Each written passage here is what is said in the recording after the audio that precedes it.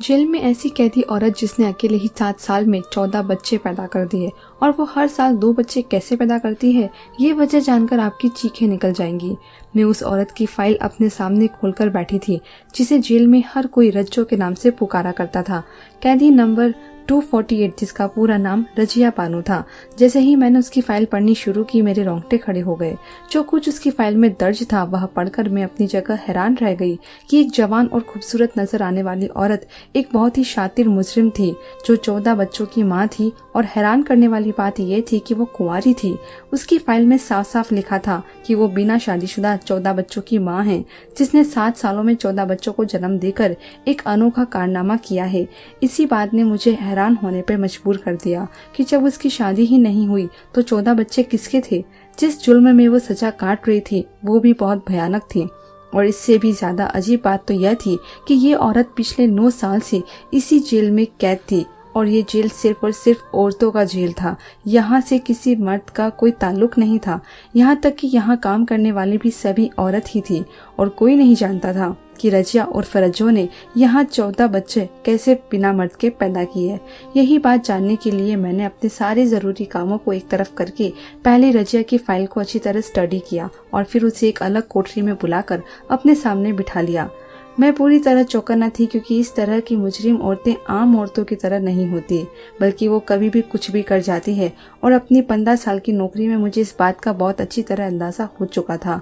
रज्जो मुझे देखकर मुस्कुराते हुए कहने लगी, मैडम साहिबा, आपको मुझसे ऐसा क्या काम पड़ गया है जो आपने मुझे अकेले में बुला लिया है।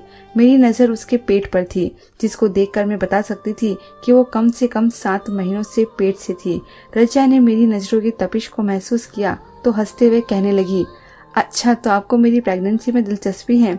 इस अंधेरी कोठरी में उसकी हंसी बहुत भयानक लग रही थी। मैंने सख्ती से कहा कि मुझे ज्यादा कुछ नहीं जानना सिवाय इसके कि जब तुम शादीशुदा नहीं हो तो फिर तुमने 14 बच्चे कैसे पैदा कर लिए हैं, और वो भी इस काल कोठरी में रहते हुए जहाँ किसी मर्द का तो दूर हवा का भी गुजरना मुमकिन नहीं। और अब जो बच्चा तुम्हारे पेट में है उसका बाप कौन है। मेरे सवालों का जवाब देने के बजाय रजिया एक दफा फिर खुलकर हंसी। ऐसा लग रहा था जैसे कि उस पर हंसी का दौरा पड़ गया हो। कांस्टेबल ने मेरे अकेले यहाँ आने से पहले ही मुझे चेतावनी दी थी कि रज्जो एक अजीब किस्म की औरत है और जेल में हर कोई उससे दूर रहता है। यहाँ तक कि उसे काल कोठरी में भी इसलिए रखा जाता है कि वो किसी को नुकसान न पहुँचा दे। पुरानी जेलर का भी उसने बुरी तरह सर फाड़ दिया था और उसके सिर पर 10 टांके लगे थे। और जैसा जुल्म करके वो यहाँ तक पहुंची थी वो किसी भी हद तक जा सकती थी। काफी देर तक हंसते रहने के बाद जब उसकी हंसी रुकी और कोठरी में सन्नाटा छाया तो मैंने उससे कहा कि तुम्हारी हंसी के दौरे मुझे मेरे सवालों से नहीं रोक सकते। मुझे सीधी तरह से मेरे सवालों का जवाब दो। आखिर तुम किस तरह प्रेग्नेंट हुई हो और तुम्हारे बच्चों का बाप कौन है। तुम किस तरह मर्दों से मिलती हो। आखिर मुझे भी तो कुछ पता चले। जब मेरी सख्ती में कोई कमी न हुई तो रजिया मेरे करीब आई और मेरे कान के करीब आहिस्ता से अपना मुंह रख के धीमी आवाज में कहने लगी, सच सच बताऊं, यकीन करोगी। उस वक्त मुझे वाकई कोई पागल औरत मालूम हुई।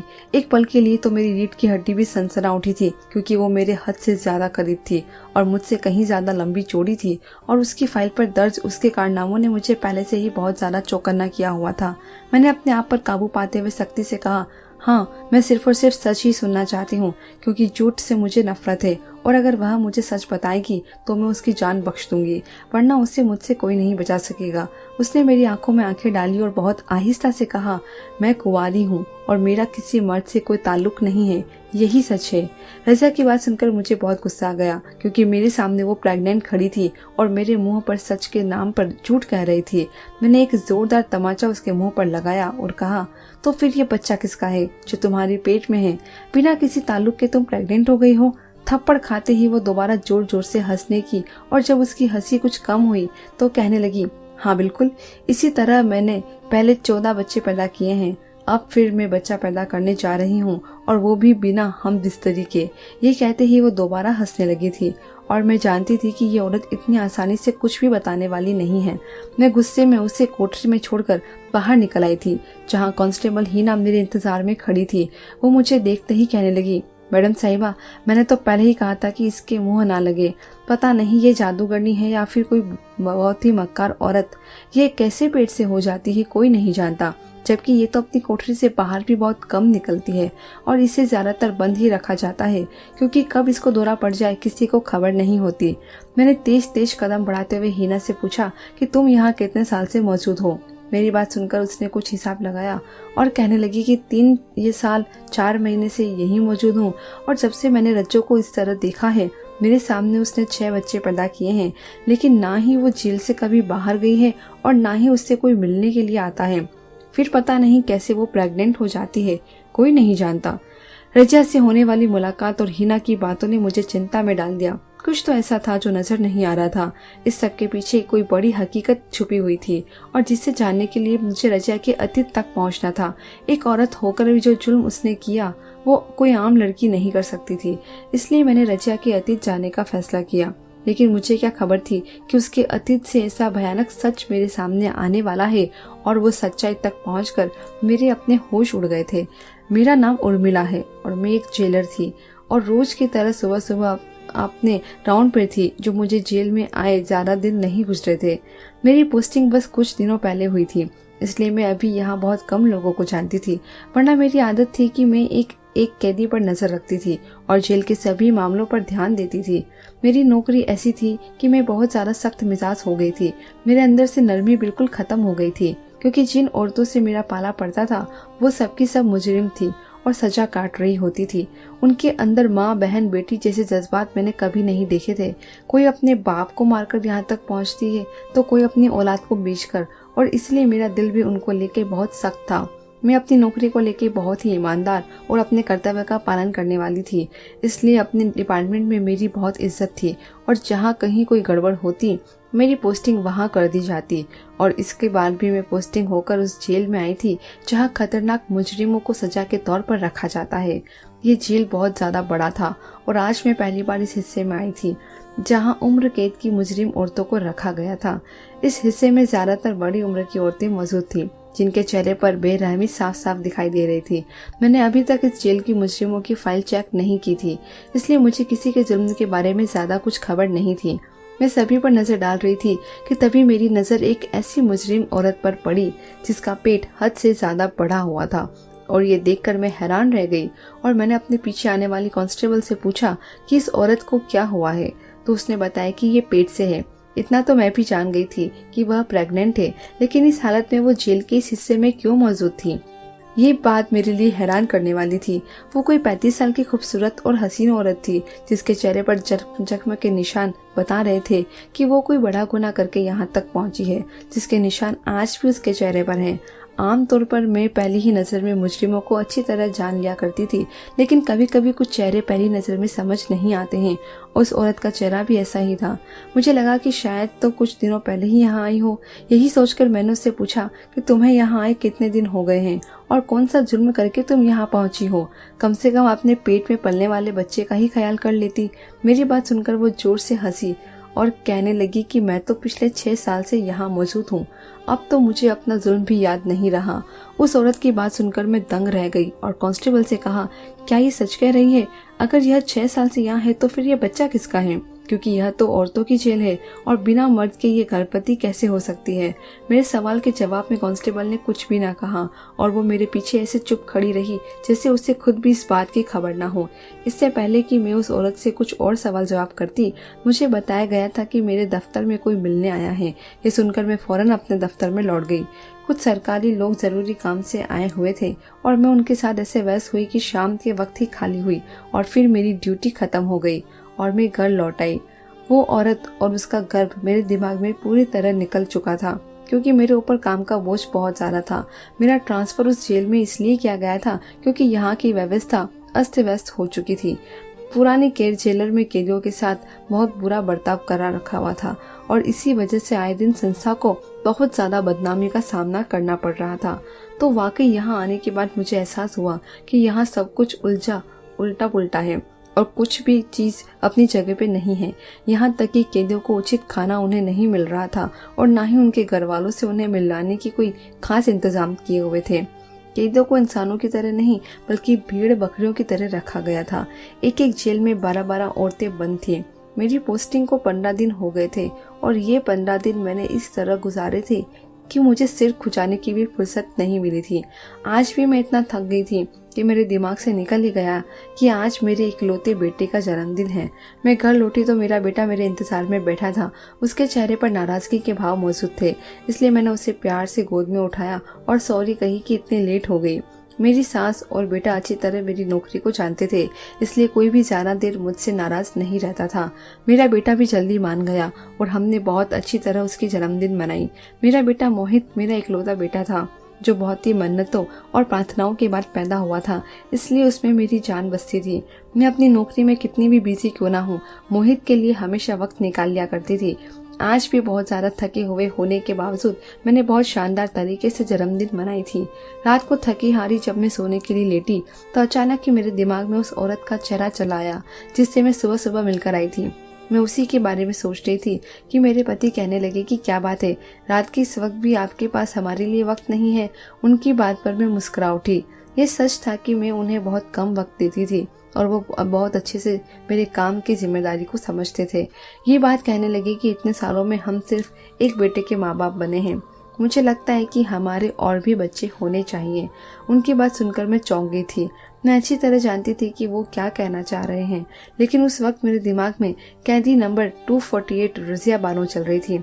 इसलिए मैंने तुरंत ही उनसे पूछा कि क्या कोई औरत बिना मर्द के भी गर्भवती हो सकती है। मेरी बात सुनकर वो चौंक गए और कहने लगे कि नहीं, ये कैसे मुमकिन है कि अकेली औरत गर्भवती हो जाए। इंसान तो क्या, जानवरों को भी संतान के लिए अपने साथी की जरूरत होती है, लेकिन तुम क्यों इस वक्त ये सवाल कर रही हो। मैंने मुस्कुराकर बात टाल दी। मैं अपने पति को अपनी जेल से जुड़ी ज्यादा बातें नहीं बताया करती थी। मेरी आदत थी कि मैं अपनी पर्सनल जिंदगी को काम वाली जिंदगी को अलग अलग रखती थी। कुछ ही देर में उनकी बाहों में मुझे सुकून आ गया था और मैं सारे दिन की थकान और रजा को भुलाकर उनके साथ खूबसूरत वक्त गुजारने लगी थी। मोहित मेरा और मेरे पति का इकलौता बेटा था जिसे पैदा करने के लिए मैंने बहुत कोशिशें की थी। गर्भ था कि रुकता ही नहीं था। पता नहीं कितने इलाज और कितनी प्रार्थनाओं के बाद मोहित मेरी गोद में आया था और एक रज्जो थी जो बिना मर्द के ही बच्चे पैदा किए जा रही थी। अगली सुबह उठते ही मैंने इस केस पे काम करना शुरू कर दिया था। मैं इतनी शांति से जेल के अंदर एक कैदी को किसी गलत हरकत में शामिल होते नहीं देख सकती थी। मुझे यकीन था कि रजिया सबकी नजरों में धूल झोंक कर गैर मर्दों के साथ रिश्ता बनाती है और मुझे यही राज जानना था कि आखिर वो किस तरह इतने लोगों को चकमा दे सकती है। लेकिन इससे पहले मुझे उसका अतीत जानना था। वह एक भयानक जुर्म की सजा काट रही थी जिसकी कल्पना भी नहीं की जा सकती थी। 8 से 10 साल पहले उसने अपने बाप को छोटे छोटे टुकड़ों में काट दिया था और उन टुकड़ों को पकाकर मोहल्ले वालों को बांट दिया था।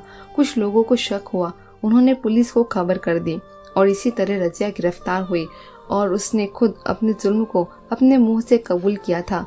उसने अपने 60 साल के बाप को पहले नींद की गोलियां खिलाई थी और उसके बाद बड़ी बेदर्दी से आरी के जरिए टुकड़ों में तब्दील किया था। कोई बेटी अपने ही सगे बाप के साथ कैसे इस तरह कर सकती थी। यही जानने के लिए उस मोहल्ले तक मैं पहुंच गई जहां रजिया रहती थी और वहां जाकर मालूम करने से जो कुछ पता चला उसने मुझे चौंका कर रख दिया। रजिया का बाप एक शराबी आदमी था और हर वक्त शराब के नशे में धुत रहता था और उसी नशे में वो अपनी बीवी यानी रजिया की माँ को मारने से भी बाज नहीं आता था और उसी के जुल्मों सितम से तंग आकर रजिया की माँ ने खुदकुशी कर ली थी। उस वक्त रजिया सिर्फ 15 साल की थी।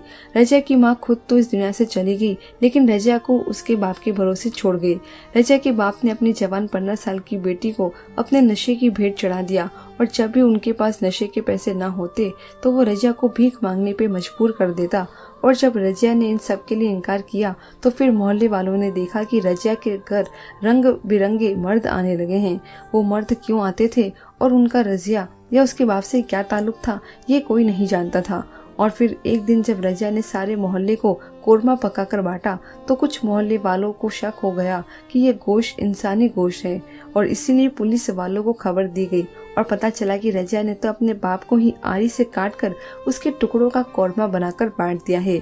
उसी दिन वो गिरफ्तार हो गई। उसने इस बात को कबूल भी किया और अदालत ने उसे उम्र कैद की सजा दे दी।